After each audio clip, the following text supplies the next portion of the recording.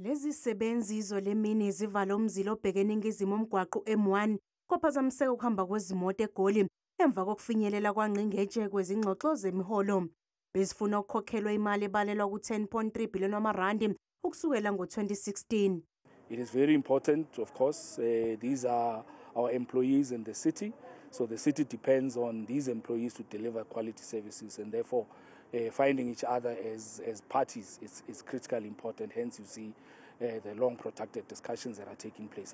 Inyunyana isole iziphathimandla zedolobha ngokungahloniphi isivumelwano sango-2016. What led to this is that they became ignorant, particularly the administration of the city of Johannesburg. It might not be the current ones, but once you occupy an office, that particular office is responsible for anything that happened even before. So they need to be proactive instead of waiting for employees to complain or take action.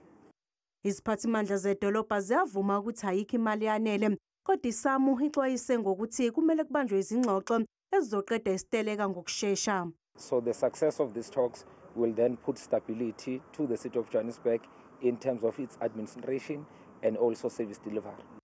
Izingxoxo ziyaqhubeka.